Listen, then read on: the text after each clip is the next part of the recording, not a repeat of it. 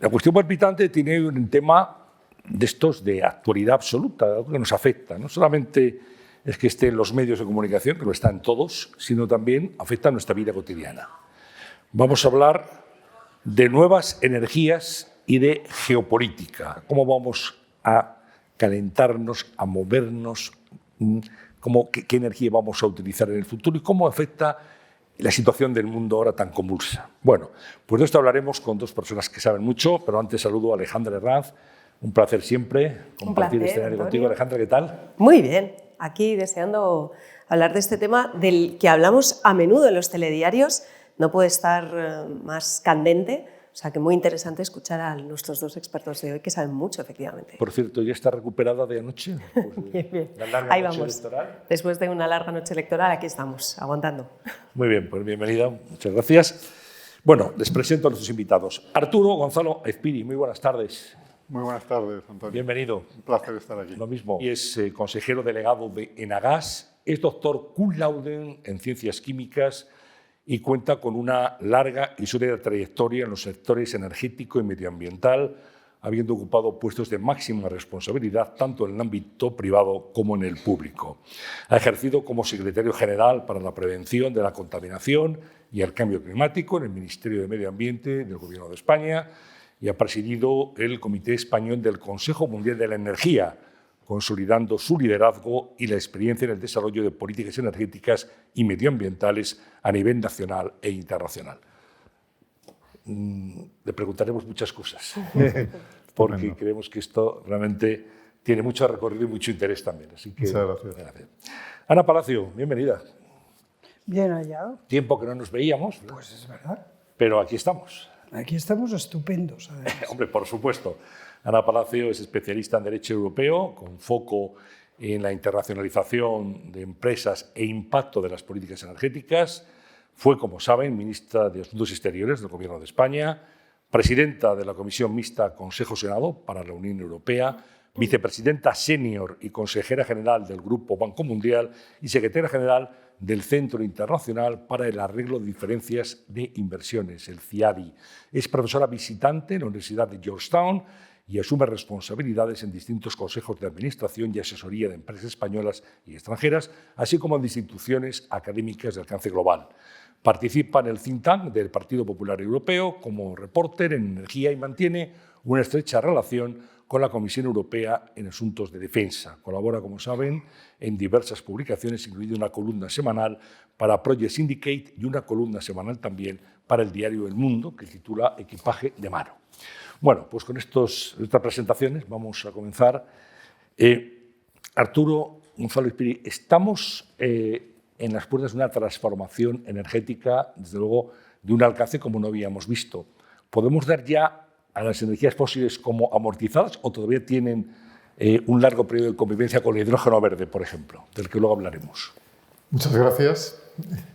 Yo creo que todavía no podemos dar por amortizada ninguna fuente de energía. Todas contribuyen al mix energético en momentos en los que la seguridad de suministro se ha vuelto a poner como número uno en la agenda global de prioridades.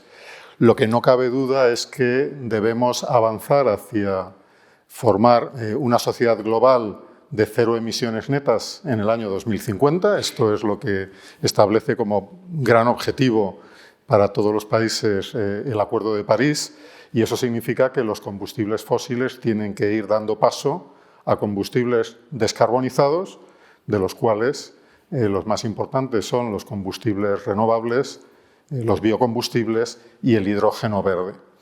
Y en este caso la necesidad viene de la mano de la oportunidad, porque Europa es totalmente deficitaria en combustibles fósiles, con pocas excepciones, como Noruega.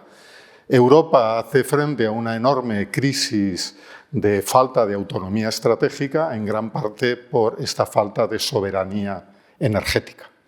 Europa puede ganar en autonomía estratégica acelerando esa transición hacia los combustibles renovables, los combustibles descarbonizados, dejando atrás de forma gradual la dependencia de los combustibles fósiles, que van a seguir con nosotros durante décadas, pero que tienen como digo, que acabar dando paso a combustibles renovables, descarbonizados, que no contribuyan a la crisis del cambio climático.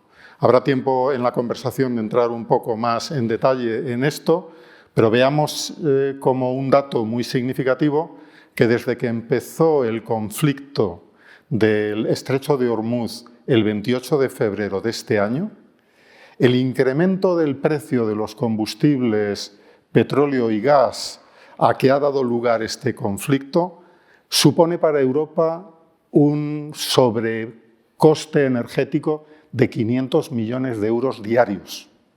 Eso quiere decir que en estos 2 meses y medio transcurridos la factura energética para Europa se acerca ya a los 40.000 millones de euros de sobrecoste en nuestra factura energética por el impacto de un conflicto en el que Europa no ha tenido nada que ver, pero que está golpeando duramente a nuestra economía y, por tanto, a nuestra prosperidad y nuestro bienestar. Pero, como digo, podremos profundizar en ello. Ana Palacio, la misma pregunta habría que formularse de otra manera, diciendo de la OPEP a las tierras raras y a los países donde ahora se pone el foco de la nueva energía, ¿no? Básicamente estoy de acuerdo, no podía ser de otra manera, pero con algunos matices. Yo creo que primer matiz, vamos a ir a los básicos. Los básicos es que, lo primero, la energía no es una mercancía, no es una commodity. Hasta ahora teníamos esa sensación del mercado presente. Y la energía es un triángulo. Hay que tener seguridad de suministro, que esa energía sea asequible, que se pueda pagar, porque si hay un suministro, que es lo que está pasando ahora, pero a unos precios altísimos, deja de cumplir esa función el suministro. O sea, que sea asequible, energía, acceso, asequibilidad. Y el tercer vértice es el medio ambiente. Ahí Arturo Gonzalo lo ha recordado, es París, es el compromiso de París. París marca un antes y un después. París marca la toma de conciencia de la humanidad de que ahí tenemos un problema en el medio ambiente. Eso es así. ¿Qué pasa?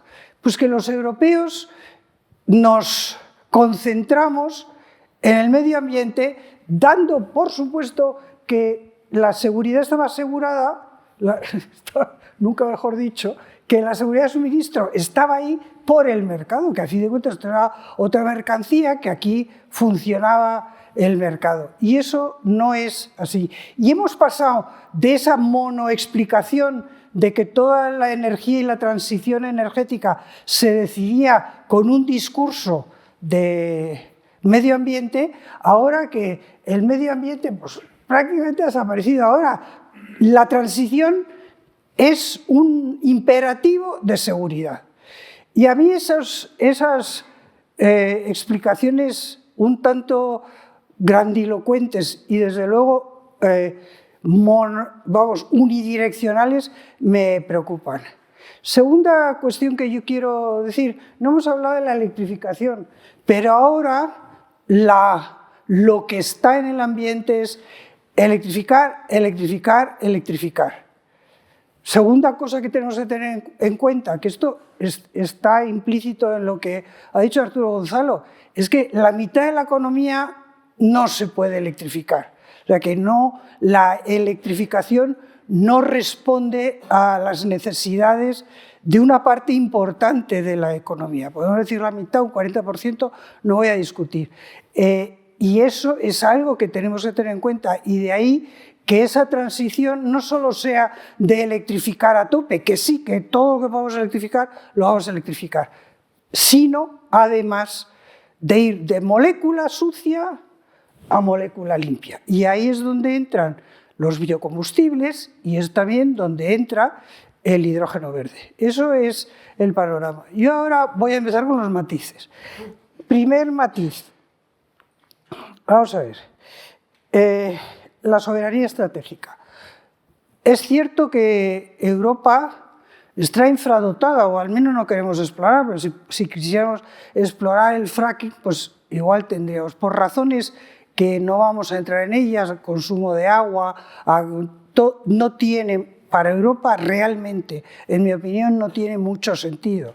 Y entonces no tenemos combustibles fósiles. Lo que es autóctono es el sol y es el viento. Eso sí que no nos lo quita nadie. Ahora, de ahí a decir que eso nos da soberanía estratégica, pues vamos a ser claros. No. ¿Por qué? Porque entre el sol y el electrón, o el sol y la molécula de hidrógeno verde, todo lo central es de China. O sea que soberanía relativa. Es cierto que un corte por parte de China de suministro de, no sé, de piezas de repuesto de hidrogeneras no causa el mismo impacto en la cuenta de la luz que si se cierra Hormuz y la electricidad depende, que en Europa hemos capeado bien, de eso hablaremos luego. Europa ha hecho cosas que están bien y hemos capeado bien. El precio de la electricidad en Europa no ha pegado los estirones que ha pegado por ahí.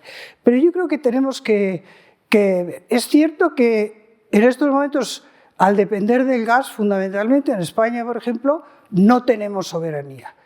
Estamos desarrollando, y en eso es una política que, a ver, que a mí hay una especie de idea preconcebida de que las renovables son de izquierdas y los fósiles, y no digo ya el nuclear de extrema derecha. La primer empujón a las renovables desde el año 96, es el primer gobierno de José María Aznar. Eso es de que España tomó esa decisión de apostar por las renovables. Lo que no podemos decir es dos cosas que se han venido diciendo: que las renovables iban a dar muchos trabajos verdes, porque en realidad dependemos de China en un porcentaje abrumador. En placas solares el 90%, por ejemplo, dependemos de China. Luego a mí me has dicho de las tierras raras. Eso es como los reyes godos. Yo nunca me aprendí los reyes godos. Pero en fin, grafito, que es una 100% China. Otros, pues, 90%. Las tierras raras, 90%. O sea que China tiene un control de los procesos de refino. Y bueno, y lo dejo aquí para... Tiempo tendremos. ¿Qué tiempo tendremos? Alejandra. A mí me gustaría ir a la base de todo, que son las energías limpias que llamamos, o las nuevas energías. ¿Qué son? ¿De qué energías estamos hablando? ¿En qué proceso están? ¿En qué momento de desarrollo están? Si son, lo que decía Antonio, factibles para allá, ¿y a dónde van a llegar? Estamos hablando de unas energías que van a sustituir lo que llega a nuestras casas, estamos hablando más de grandes empresas o de grandes infraestructuras. ¿Y cómo van a llegar a los sitios? ¿En qué momento del desarrollo estamos de estas energías?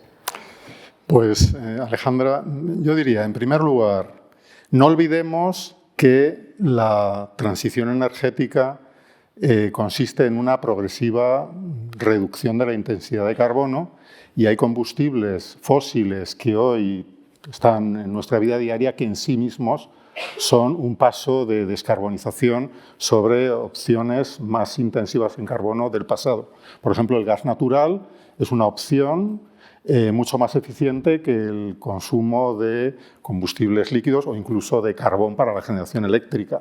Y en la actualidad la autonomía estratégica no solo se consigue por el uso de recursos autóctonos, sino por una gran flexibilidad y diversificación de fuentes de suministro.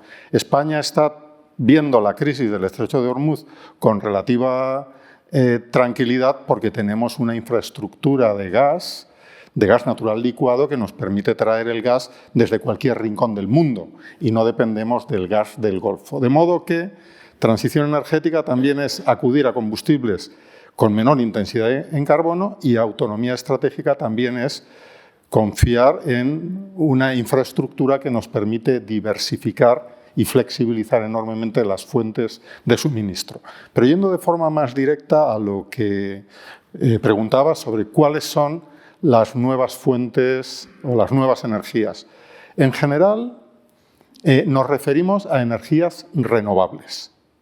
Y esto, como decía Ana Palacio, tiene que ver con electrones renovables y moléculas renovables. Nuestro consumo energético cotidiano puede tener lugar en forma de electricidad, como la que nos está alumbrando esta tarde, o puede tener lugar en forma de moléculas, como por ejemplo los combustibles que mueven los vehículos o el gas que utilizamos en la calefacción de nuestras casas. En la industria existe la misma combinación de electricidad y moléculas. La transición energética de las nuevas energías es gradualmente ir transitando de electricidad generada con combustibles fósiles a electricidad renovable, eólica o solar o hidroeléctrica. Y en las moléculas gradualmente ir sustituyendo los derivados del petróleo y el gas por moléculas renovables que son o biocombustibles, que en el caso del gas hablamos de biogás o biometano, y el gran combustible renovable del futuro, que será el hidrógeno verde. ¿Qué es el hidrógeno verde? Pues como todos saben, la molécula de agua está formada por 2 átomos de hidrógeno y 1 de oxígeno. Si rompemos la molécula de agua con electricidad, obtenemos hidrógeno por un lado y oxígeno por otro. Si esa electricidad es renovable, el hidrógeno que obtenemos es plenamente renovable y tenemos casi una capacidad ilimitada de producir ese hidrógeno renovable que puede sustituir prácticamente todos los usos de los actuales combustibles fósiles. ¿En qué punto de desarrollo estamos del hidrógeno renovable? Estamos en el despegue del hidrógeno renovable. Este año pensamos que en Europa se va a comprometer una inversión de más de 12.000 millones de euros en producir ese hidrógeno verde. Y la gran noticia para España es que somos el país europeo con más potencial de producción de hidrógeno verde, igual que somos el país con más potencial de producción de electricidad verde. Si aprovechamos esta oportunidad, no solo conseguiremos descarbonizar nuestro sistema energético, sino que, como hemos leído que se ha expresado, creo que muy felizmente, nos podemos convertir en la Arabia Saudí de los combustibles renovables en Europa. Bueno, ahí lo dejo. Veo a Ana Palacio que hace, Ahí lo dejo. bueno, no lo sé, o sea que le voy a dar la palabra. Pero si, de nuevo, yo tengo que apostillar algo, porque si no, a ver, no me gano el jornal. Yo estoy de acuerdo con Arturo y creo que podemos volver a hablar del reto que representa el hidrógeno verde. A mí, claro, me falta hablar de nuclear. Caramba, es que el nuclear es el pariente que tenemos ahí escondido. En España la electricidad realmente base, si estuviéramos cómodos con el nuclear, que no lo estamos, en España tenemos un contencioso con el nuclear que tiene una larga historia. Yo tengo un pasado nuclear, tú lo has dicho. Areva era la gran empresa europea y en aquel mundo, cuando yo estaba en Areva, era líder mundial en los grandes reactores. Claro, el nuclear está aquí. En España, desde luego, y en la Unión Europea en gran medida, tenemos una relación muy incómoda. ¿Por qué? Bueno, pues porque en Europa Francia tiene una apuesta por el nuclear desde los años 70, desde la crisis del petróleo de los años 70. Alemania es radicalmente antinuclear, que ahora se lo están pensando otra vez, vamos a ver todo esto que queda, y entonces hay una parte de los Estados miembros que son pronuclear y otra parte que son antinuclear. Y aquí hay que decir otra cosa, que no quiero entrar en cosas técnicas, pero las instituciones europeas hacen lo que los tratados les dejan hacer, es decir, hay competencias que hemos transferido. Bueno, pues lo que es el mix energético, cada país hace lo que quiere, cada país, o sea que tenemos países radicalmente antinucleares y radicalmente pronucleares. Pero, en cambio, la sostenibilidad está transferida a la Unión Europea. Es como el comercio internacional. Eso es un asunto de la Unión Europea. La Unión Europea decide. ¿Qué ha pasado? Pues que la Unión Europea se ha metido a regular, a interferir, a cambiar el mix energético por la vía de la sostenibilidad. Y eso podía funcionar en el mundo de antes de 2019, cuando se hace el Green Deal, pero hoy no funciona. Segunda cosa que tenemos que entender, para entender que no se hacen cosas absurdas, es que hay que buscar. Segunda cosa que tenemos que entender, en esta dependencia que hemos creado de lo que es la tecnología china, ¿qué ha pasado? Pues que Europa lo que ha primado es el mercado. Porque ¿quién está en el mercado? ¿Qué preocupa en el mercado? El consumidor. El consumidor, que lo más barato es lo mejor. El ciudadano es otra historia. El ciudadano no está en el mercado. El ciudadano trasciende al mercado. El ciudadano es el que quiere soberanía energética, pero ese no está en el mercado. Y hasta ahora lo que hemos hecho desde 2015 en particular, cuando China lanza su programa de Made in China 2025, hecho en China 2025, la Unión Europea ha dejado que China, a través de subvenciones y de fomentos a la exportación, no vamos a entrar en ello, pues haya sacado del mercado a todos los fabricantes. En España, en un primer momento, principios de los años 2000, empieza a haber una industria de paneles solares. Eso lo tenemos que tener en cuenta, o sea, porque ahora lo que importa es la seguridad, porque esa globalización feliz en donde todos calculábamos que con las interdependencias la política quedaba embridada y que ahí lo que mandaba era el mercado, pues se ha visto que no. Y yo creo que esas cosas hay que tenerlas en cuenta. Entonces, tiene toda la razón Arturo Gonzalo en decir que realmente no esa idea de soberanía y estrategia, pero una cierta autonomía lo que te la da es el sentido común al final. Pues oiga, mire, diversidad de fuentes, diversidad de rutas, diversidad, y ir teniendo cintura y jugando con unas y con otras.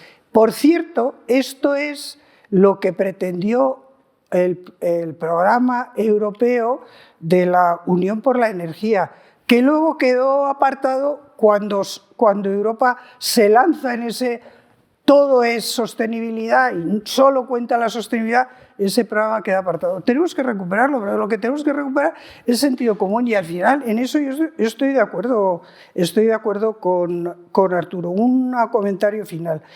España, en energía, dos cosas podemos discutirlo. En energía ha tenido una política bipartisan,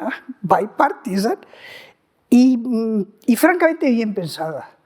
Además de lo que ha dicho Arturo, de ese apostar por las renovables, porque nosotros tenemos de ese crearnos verdaderamente una flotilla de terminales de LNG, porque tenemos los Pirineos y sabemos lo que son los Pirineos. Las interconexiones, eso que estamos hablando ahora, de hasta qué puntos Europa puede hacer interconexiones en gas, en electricidad, etc. Y otra prueba evidente que hoy la comentábamos con Arturo Gonzalo es que España ha mantenido el refino, la industria del refino. La industria del refino en Europa se ha ido cerrando, se han cerrado más del 25% de las capacidades, y en cambio en España las hemos mantenido. ¿Eso qué quiere decir? Pues hombre, que nosotros tenemos menos problemas que pueden tener otros en el fuel de aviación, por ejemplo, sin ir más lejos, que es una cosa que todos leemos en los periódicos, que ahora es un problema. O sea que en España la política energética es una política con matices, con cosas. Por supuesto, para mí la piedra de toque es el nuclear. El nuclear, que no tiene sentido para España cerrarlo ahora. Que no nos metamos en más nuclear, de acuerdo, pero tenemos, eso es un activo, eso es... Y eso es lo que yo apostillaría. Bien, les voy a pedir, si son trabajos, un poquito de concreción en las respuestas, hay muchos temas, para que pueda acabar más preguntas. Hablamos de autonomía, Arturo Gonzalo, lo señalaba usted, y hablaba del coste realmente tremendo, ¿no? Desde el 28 de febrero del cierre del estrecho de Hormuz.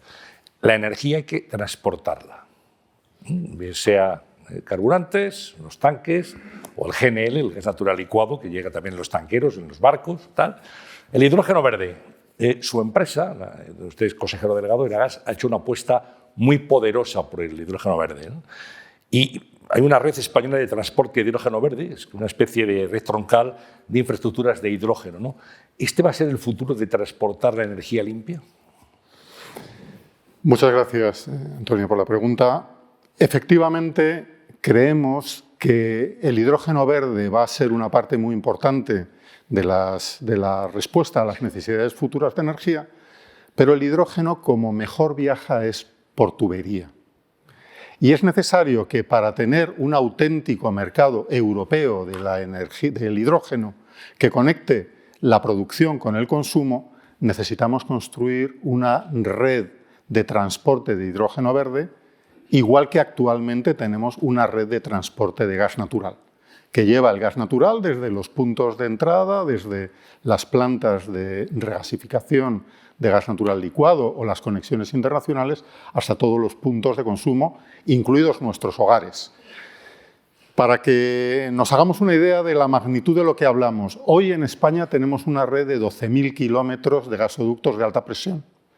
Hemos diseñado una red básica de transporte de hidrógeno verde para España de 2.600 kilómetros y Enagas tiene el mandato del Gobierno de desarrollar esa red. Y la vamos a poner en marcha entre los años 2030 y 2032. Y esa red nos va a permitir abastecer las necesidades de nuestra industria para poder hacer su transición energética de un modo competitivo y sostenible, pero al mismo tiempo vamos a generar un excedente que va a permitir atender parte de esas necesidades en el resto de Europa. Y para eso vamos a construir un hidroducto submarino de Barcelona a Marsella que va a conectar con la red francesa y de allí con la red alemana y de otros países de Europa. Por tanto, efectivamente, la energía hay que transportarla. La gran ventaja de las moléculas es que no sufren ninguna pérdida en el transporte. La molécula de gas natural que hemos consumido esta mañana en nuestro hogar para calentar el agua de la ducha, esa molécula ha entrado por una planta de regasificación en Bilbao o en Cartagena o en Huelva y es la misma molécula, no ha sufrido ninguna pérdida. Por eso las moléculas permiten, Antonio, transportar energía con una gran densidad de un modo ambientalmente muy aceptable, porque esos son tuberías que van por el subsuelo, que no tienen ningún impacto visual y que van a ser una parte muy importante de la respuesta a las necesidades del sistema energético del futuro. ¿Y esta red se puede utilizar, o otra red, o sea, se puede hacer ese transporte de energía con otro tipo de energía, no solo con el hidrógeno verde? Actualmente lo estamos haciendo con el gas natural y la red de gas es muy propicia para poder incorporar otro tipo de energía verde que es el biometano, que es el gas producido con fuentes biológicas, con residuos, por ejemplo, orgánicos.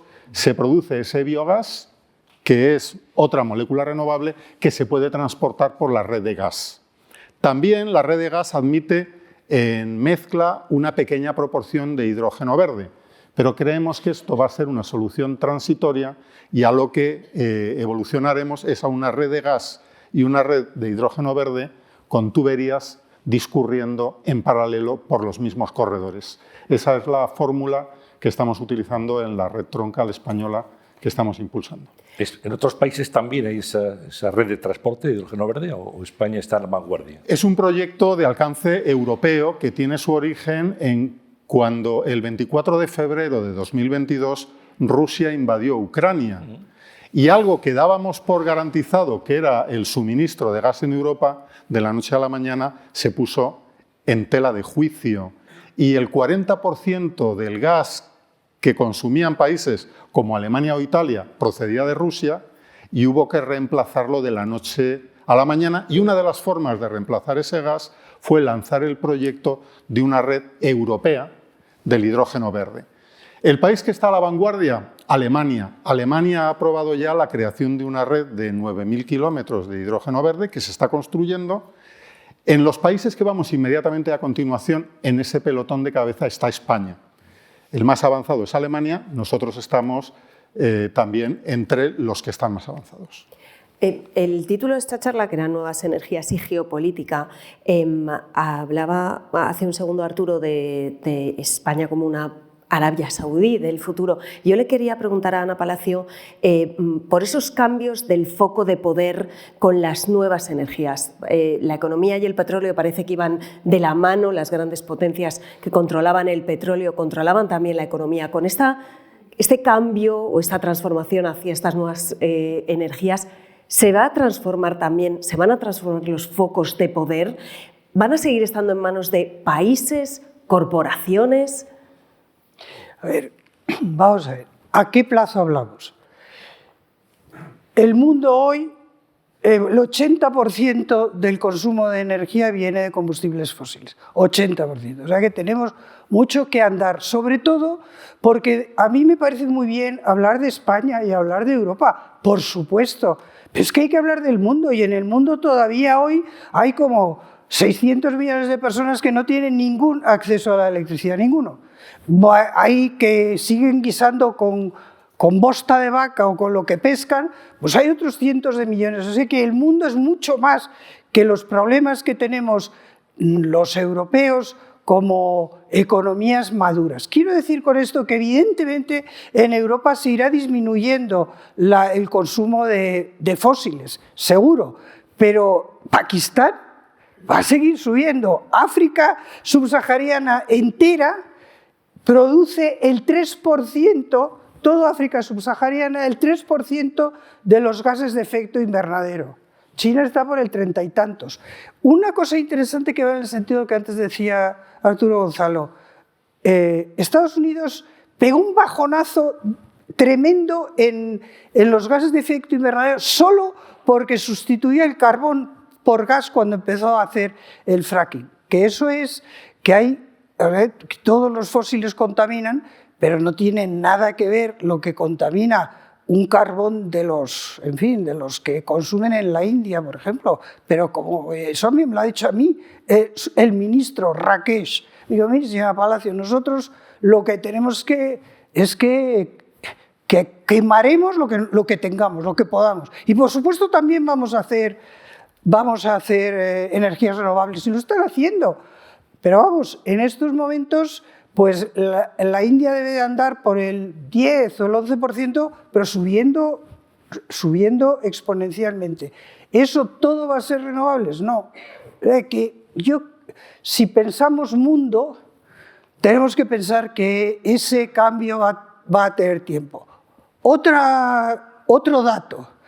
Las grandes petroleras europeas, Total, por ejemplo, BP, están explorando. ¿Dónde? No en el Golfo, ahí no, pero en las costas africanas, en otros puntos del planeta. O sea que a plazo, y evidentemente esta es una apuesta muy europea, que hemos abanderado esa descarbonización, vamos hacia ahí, y eso va a todo el mundo. O sea, Pakistán, el otro día leía que van a dejar con estas cosas de Hormuz, pues eso es no van a terminar una terminal de LNG, y en cambio han hecho un programa para hogares de paneles solares.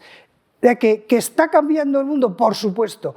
Que el petróleo ha llegado a su fase final, francamente no. Si pensamos mundo, vuelvo a decir. Le hago la misma pregunta. ¿Se pueden mover los focos de poder, digamos? ¿Se puede cambiar, esas nuevas energías pueden acabar cambiando la geopolítica del mundo? ¿Quiere decir que Estados Unidos no mande? Bueno, que manden otros. Pero a ver, o también. Pero perdón, es que en estos momentos Estados Unidos es el primer exportador y está a la cabeza de producción. Yo creo que el poder, la energía es poder, eso desde luego. Antes decía que la energía no era una mercancía, la energía es poder, desde luego. en estos momentos, evidentemente, China tiene un poder importantísimo porque decidió de una forma extraordinariamente inteligente apostar por controlar todas las tecnologías de la transición energética, pero por controlarlas todas. Y ahí se puso ese maravilloso, inmenso, poderosísimo país y lo han conseguido. Ya que, evidentemente, esto es una prueba de que el poder se cambia, pero yo no, la ecuación esa de que aquí estamos en manos del Golfo, es que no la veo. Entonces, eso es para otra conversación. Pero... Yo daré mi opinión y estoy muy de acuerdo en lo que dice Ana Palacio, desde luego, pero yo creo que sí que va a haber un cambio muy profundo. No va a ser cuestión de un año o de unos pocos años, pero creo que va a haber un cambio muy profundo en la geopolítica mundial movida por los cambios en la estructura energética. Creo, de hecho, que esta crisis de Hormuz está introduciendo ya un giro en cómo muchos países ven su seguridad energética, empezando por China, que Ana Palacio conoce muy bien China, es una guía en esta materia. Yo creo que China tiene claro que tiene que superar su dependencia de los combustibles fósiles lo antes posible. Y ningún país como China está invirtiendo en liderar todas las tecnologías de la transición energética para sacudirse de encima la dependencia de los combustibles fósiles cuanto antes. Dije antes, lo dijo la presidenta de la Comisión Europea, Ursula von der Leyen, que en la crisis del Estrecho de Hormuz nos cuesta 500 millones diarios de euros a los europeos. Eso en un año es una factura incremental de 150.000 millones de euros. O sea, estamos tomando conciencia de que esta dependencia es una losa enorme sobre el crecimiento en Europa, la prosperidad en Europa. Estados Unidos, que citaba Ana Palacio, es muy distinto. Estados Unidos es un gran exportador neto también de petróleo y gas, pero no es el caso de Europa, no es el caso de China. Entonces, yo creo que esta crisis va a acelerar, igual que lo hizo la invasión de Ucrania en 2022, va a acelerar el que aquellos países que no tenemos fuentes autóctonas de combustibles fósiles intentemos liderar la transición energética, porque si no la lideramos tendremos que importarla. Y esto será una losa en nuestra disponibilidad de recursos para hacer frente al mundo que viene. Entonces, estoy de acuerdo con Ana que los combustibles fósiles van a estar con nosotros todavía mucho tiempo, pero también creo que la llamada de atención a que es necesario liberarnos de esa dependencia lo antes posible no deja de resonar cada día cuando vemos el efecto de que se mantenga cerrado el Estrecho de Hormuz. Perdón, un apunte. Arturo González dice, porque si no tendremos que importar. Ojo, que para estas energías renovables estamos importando todo. Con un matiz, Ana, disculpa, por ejemplo, en hidrógeno verde, Europa todavía no ha perdido la partida. Es verdad, en las hidrogeneras, totalmente de acuerdo. Y los electrolizadores. Los electrolizadores, es cierto, pero digamos que en el conjunto, que no podemos decir así paladinamente, en un lado importamos y en el otro hacemos una cantidad de puestos verdes de calidad. No es así, eso no ha salido. Y no ha salido porque, como digo, nosotros tuvimos en la cabeza beneficiar al consumidor. Eso es una cosa. Y la segunda cuestión es que tenemos que tener en cuenta que va a haber un incremento de demanda de energía brutal por la inteligencia artificial. Es decir, que lo que China está haciendo ahora es consumir más carbón todavía. Su electricidad en estos momentos tiene entre un 50 y un 60% de carbón. Y más para no depender, es verdad, de la importación, porque ellos no son autónomos en producción de combustibles, de gas y de petróleo. Pero lo que está claro es que para los centros de datos, todo lo que precisa la inteligencia artificial, no podemos seguir pensando como era la ecuación que teníamos en la cabeza cuando empezamos a reglamentar, que es lo que ha hecho la Unión Europea, que nosotros éramos una sociedad madura y que se trataba de sustituir. No, aquí necesitamos, si queremos estar, necesitamos más energía. Y de ahí que haya que tener una visión, pues eso de abanico de posibilidades sensatas, teniendo en cuenta el objetivo de descarbonización, pero teniendo en cuenta lo que es la realidad y teniendo una política industrial que Europa no ha tenido. Eso es absolutamente... Una pregunta, Arturo Gonzalo, una pregunta y una opinión. La pregunta es, ¿de dónde viene la mayor parte del gas que, por ejemplo, ustedes distribuyen en Enagas? ¿Sigue siendo Argelia? Le pregunto, uno de nuestros principales suministradores. 2, la opinión será, seguro que serán pedido desde hace 3 meses en cualquier cena de amigos, ¿no? ¿Cómo ve usted la situación para España del cierre del estrecho de Ormuz? Decía antes, lo vemos, bueno, desde una cierta distancia, no diré con displicencia, pero bueno, esto no va con nosotros. Y añado, de momento. ¿Puede haber preocupación en el suministro de cara al próximo invierno, por ejemplo? Muchas gracias por la pregunta, Antonio, porque me permite precisar un par de conceptos muy importantes. España tiene la mejor infraestructura gasista de Europa, porque cuando se empezaron a diseñar los sistemas de gas, España estaba muy lejos del gas ruso.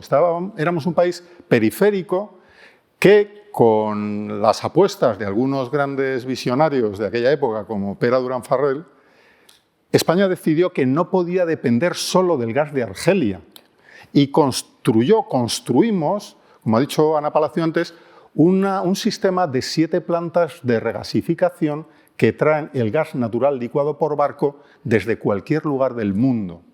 Y en lo que va de 2026 hemos traído ya gas de 11 países diferentes. Ni un solo barco del Golfo Pérsico. Ni un solo barco, incluso antes del 28 de enero.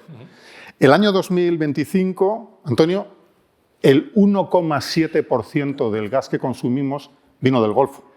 Es decir, por eso decía que desde el punto de vista de la seguridad de suministro estamos muy bien protegidos contra el conflicto del Golfo. ¿Quiénes son nuestros principales suministradores? Estados Unidos y Argelia se mueven en primer y segundo lugar con en torno al 30-35% del gas. Combinados representan en torno al 60-65%. Tradicionalmente Rusia ha sido el tercer proveedor, pero como saben hay una normativa europea que obliga a ir eliminando gradualmente el gas ruso y a finales del año 2027 ya no se podrá importar ni una sola molécula de gas ruso. Pero Rusia ha estado en torno al 15% aproximadamente.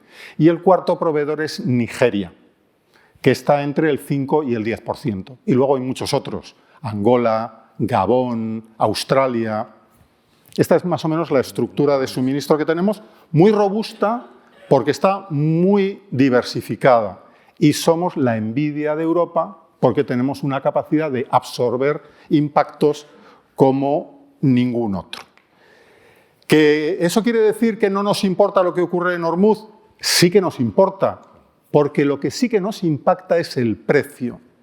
El precio del gas natural responde a mercados internacionales y si esta mañana los mercados han abierto a 51 euros por megavatio hora, cuando el 27 de febrero estaban a 30, ese efecto inflacionario en el precio del gas lo sufrimos todos. Por tanto, claro que nos preocupa esta crisis, claro que nos afecta, pero más en el precio, que es un valor del mercado global, que en la seguridad de suministro, que lo vemos con mayor tranquilidad, con mayor resiliencia, que no significa que no lo sigamos sin alarma, pero con mucha atención. Ana, ¿quiere añadir algo? Estoy totalmente de acuerdo. Aquí no tengo nada que añadir. A ver, Ormuz les va a repercutir, les está repercutiendo a los americanos. Y ellos exportan de todo. Pero claro, al funcionar un mercado, vuelvo a decir que no es solo una mercancía, pero hay un mercado, hay unos precios que acaban afectándote.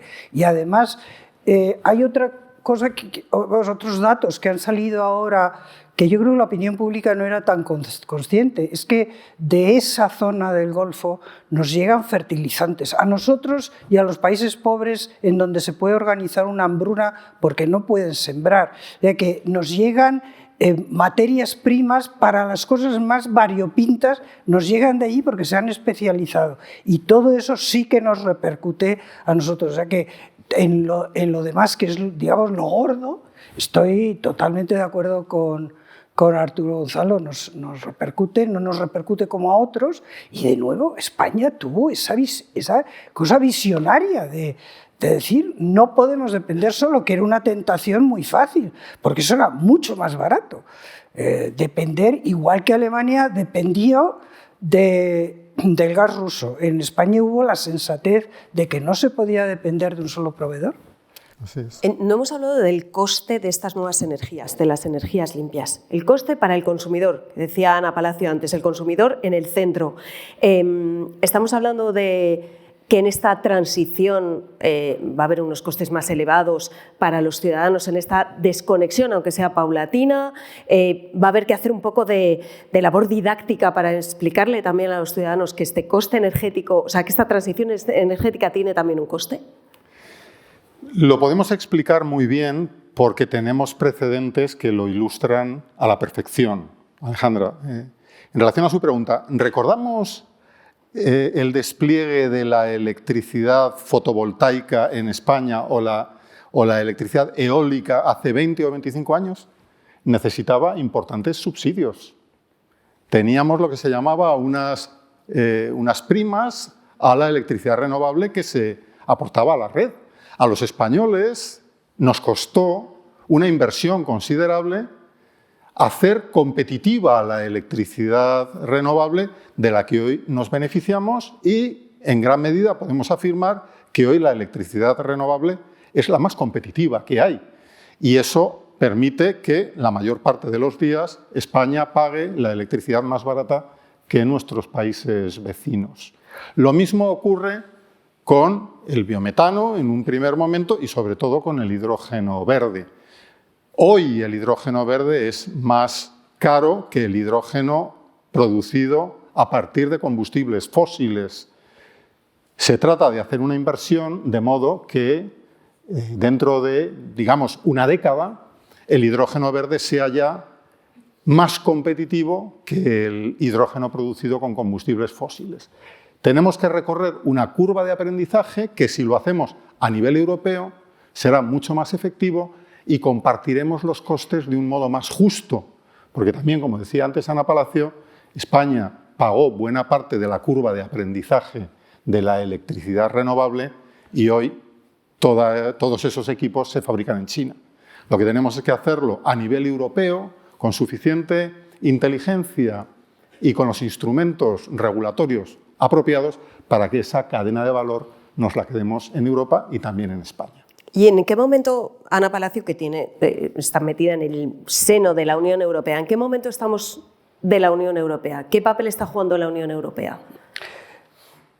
Vamos a ver, la Unión Europea, empecemos porque la Unión Europea tiene un momento que es un momento de iluminación, que es el momento en el que decide que dentro de esa idea que es constante desde los años 90, de que la Unión Europea es abanderada de la descarbonización, la apuesta de la Unión Europea es por el medio ambiente, y entonces por promover las energías renovables y por mandar a las tinieblas exteriores, reglamentariamente hablando, a lo que no eran, incluido el nuclear.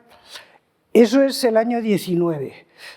A la Unión Europea, cuando le cambian el pie, porque claro, ahí había uno de los grandes adalides, los grandes promotores de esa idea era Alemania, que no contaba que tenía adicción a un gas ruso, que además a unos precios pues, muy competitivos, por no decir por debajo de lo que eran los precios de mercado. Y eso no se decía. Entonces, cuando eso sale, esa contradicción sale, la Unión Europea realmente reacciona rápido, bien, sale al paso de la crisis, toma medidas, pues algunas como es lo que son las reservas que hay que tener disponibles para el invierno de gas, las compras conjuntas. ¿Qué hace? Y sale, pero ya sale con el pie cambiado, pero sigue con la idea de la sostenibilidad, hasta Hormuz. Ahora ya la sostenibilidad ha quedado muy apartada, ahora lo que vamos es a la soberanía, a la seguridad, a toda esa otra declinación, porque hemos pasado del consumidor, de lo verde, de la imagen esa idílica, a una imagen de lo que es hoy, que viene rebotada por Hormuz, que es seguridad, soberanía, y ahí la Unión Europea tiene una situación complicada porque ha reglamentado mucho y ahora hay cosas que tiene que revisar y lo está haciendo. En algunos aspectos, en mi opinión, tímidamente. Pues hoy, es que no vamos a entrar en temas concretos, pero tímidamente, pero está haciendo. La Unión Europea, claro, juega un papel importante porque tiene una competencia asignada de todo lo que es sostenibilidad, que ha producido una cantidad de reglamentación verdaderamente pues, importantísima, y luego un papel de coordinación, y ahora está entrando por el campo de la política industrial, que no es una competencia suya, sino que es una competencia de aquellas en donde coordina, etcétera. Tiene algunas cosas que decir. Entonces, la Unión Europea para nosotros es ineludible, es central y tiene que continuar, y ha hecho apuestas importantes, como pueden ser todas las apuestas que hizo a partir del año del febrero del 22. El mundo ha cambiado y eso es lo que los europeos tenemos que darnos cuenta. El mundo ha cambiado. Y hay una cosa que también querría añadir a lo que decía Arturo Gonzalo, con lo cual estoy totalmente de acuerdo. Pero cuando vemos el hidrógeno verde no podemos no darnos cuenta que entre el Peñón de Gibraltar y el norte de África hay 14 kilómetros. Y que si nosotros tenemos una cierta facilidad de sol y viento, al sur hay esa facilidad multiplicada por tanto, y que en esta visión de que vamos a necesitar mucha más electricidad, tenemos que pensar que esto también es una forma, estas nuevas energías, en particular el hidrógeno verde, pero no solo el hidrógeno verde, son formas de conectar África con Europa, que es una cosa que tenemos también en el sur pendiente, que no sea todo problema de inmigración. Vamos a dar enseguida paso a las preguntas que nos han llegado a través de Internet. Antes una duda que seguramente se están planteando Arturo Gonzalo, asistentes o gente que nos está viendo ahora mismo en streaming. Hablamos del hidrógeno verde. ¿Cuándo será una realidad en nuestras vidas? ¿Cuándo el hidrógeno verde puede llegar a nuestras casas para calentar el agua de la ducha o a nuestros coches? Ya de una manera, digamos, extendida, no experimental como ocurre en estos momentos. ¿Qué previsión realista podríamos hacer? La apuesta de Europa es que en nuestros hogares gradualmente vaya electrificándose los usos de agua caliente y climatización a través de aerotermias, fundamentalmente. El hidrógeno verde es un combustible que se va a dedicar especialmente a la industria y al transporte. Y será una realidad a final de esta década. A partir de 2030 empezará ya a utilizarse a gran escala en la industria. Están ya en construcción las primeras grandes instalaciones de producción de hidrógeno verde, que de hecho sus promotores son las empresas de refino, porque hay una obligación en Europa de que los combustibles de automoción vayan incorporando un porcentaje creciente de hidrógeno verde. De modo que, Antonio, respondiendo a su pregunta, va a ser un combustible fundamentalmente industrial y para el transporte, y va a empezar su utilización masiva desde el final de esta década, desde 2030. Muy bien, preguntas que nos han llegado. Pues tenemos varias preguntas. Una de Albert Catalán, que nos pregunta, un poco yendo por la pregunta que hacías tú, Antonio, si estamos ante la última crisis del petróleo y cuáles son los mayores riesgos de las fuentes de fuentes de energía renovables, teniendo en cuenta la crisis ambiental y el cambio climático. Bueno, yo creo que no será la última crisis de los combustibles fósiles, del petróleo y del gas, pero sobre todo del petróleo, porque la zona del mundo donde están los mayores productores, sobre todo Arabia Saudí, etcétera, es una zona con una alta inestabilidad geopolítica que no se va a resolver, presumiblemente, no sé si lo verá de otro modo Ana Palacio, pero que no va a quedar resuelto de un modo duradero en esta crisis, de modo que probablemente vendrán otras crisis. Las energías renovables pueden dar lugar a crisis tal y como las vemos en el siglo XXI, que son fundamentalmente cuestiones de capacidades, no de enfrentamiento por un recurso, sino de quién tiene la llave, el control sobre las capacidades críticas. Desde ese punto de vista, como ha señalado Ana, China tiene un gran control sobre algunas de las tecnologías renovables críticas, pero no sobre todas. Y Europa está a tiempo de responder. Y, por ejemplo, en las tecnologías de producción de hidrógeno verde, en los electrolizadores, Europa es líder en patentes, en innovación y en tecnología. Y hoy los mayores fabricantes de electrolizadores, que son las máquinas que producen el hidrógeno verde, son europeos, debo decir, fundamentalmente alemanes, Países Bajos, pero ahí Europa todavía está librando la batalla. También diré que la dependencia que tenemos en energías renovables respecto a China es muy intensa, por ejemplo, en las baterías. China tiene un dominio hegemónico en materia de baterías, lo cual quiere decir que también lo tiene, por ejemplo, en el vehículo eléctrico. No es tanto así, como digo, en el caso del hidrógeno verde, donde todavía Europa está dando la batalla en el terreno de las tecnologías del hidrógeno verde. No van a ser conflictos como el que estamos viviendo en el Golfo, pero sí va a ser una competición estratégica por capacidades críticas. Yo totalmente de acuerdo con lo que ha dicho. Por dos apuntes. Yo creo que tenemos que ver una cosa que va a ser conflictiva, que es la apertura del Ártico al bombeo de petróleo y de gas.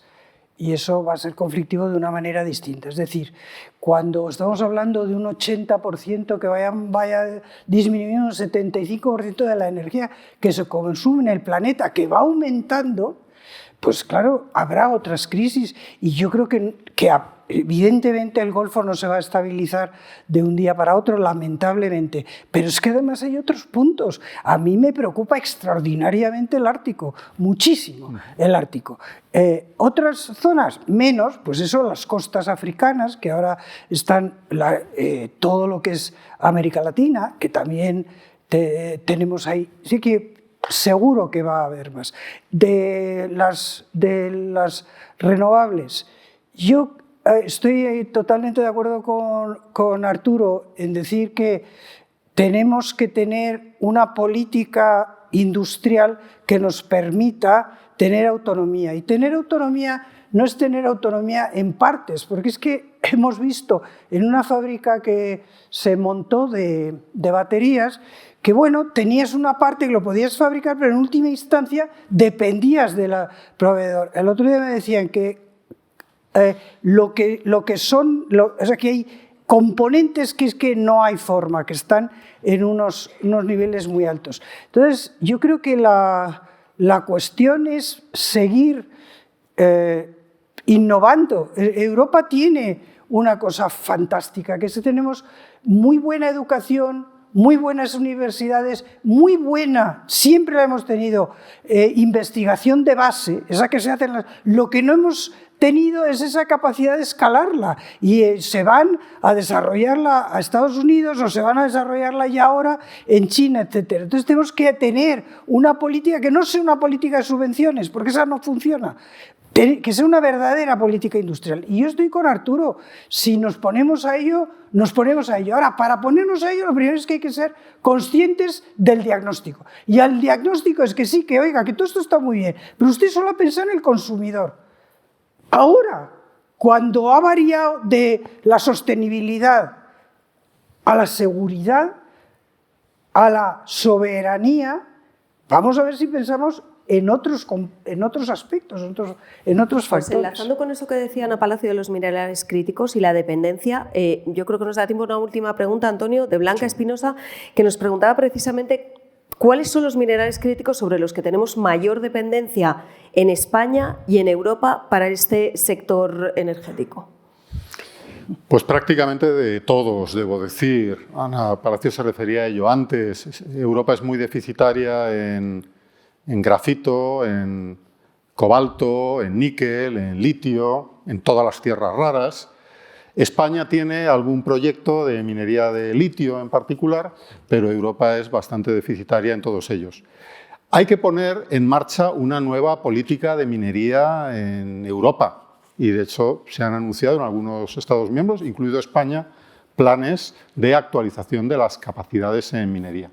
España no conoce bien todavía sus recursos en relación a los minerales críticos, los tiene que actualizar, estamos en ello, Europa está en ello, pero bueno, tampoco quiere eso decir que vayamos a poder ser autosuficientes. De los minerales críticos, el 70% de la capacidad de refinación para de los 20 minerales críticos está en China. Esto no se construye de la noche a la mañana. Entonces, esto tiene que ser una política de Europa de actualizar su conocimiento de los recursos minerales y poner en marcha planes de minería estratégica con todas las medidas medioambientales necesarias, pero que nos vayan poco a poco haciendo reducir esta gran dependencia que hoy es, yo diría que prácticamente total. En España tenemos algún recurso de minerales que se pueden considerar críticos, como las magnesitas, por ejemplo, pero son casi de carácter anecdótico. Experiencia Banco Mundial. Europa deja la minería en África, deja la minería. ¿Por qué?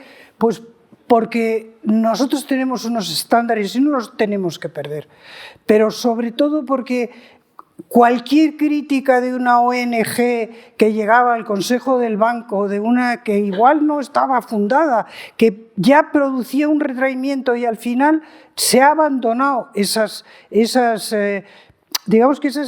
situaciones comprometidas en las que lo cortés no quita lo valiente. Es decir, que tú tienes que llevar tus principios y tu forma de hacer las cosas, que no es la misma que las de otros países, pero lo que tampoco puedes es ser rehén de la primera crítica que surja con 3 fotografías espectaculares.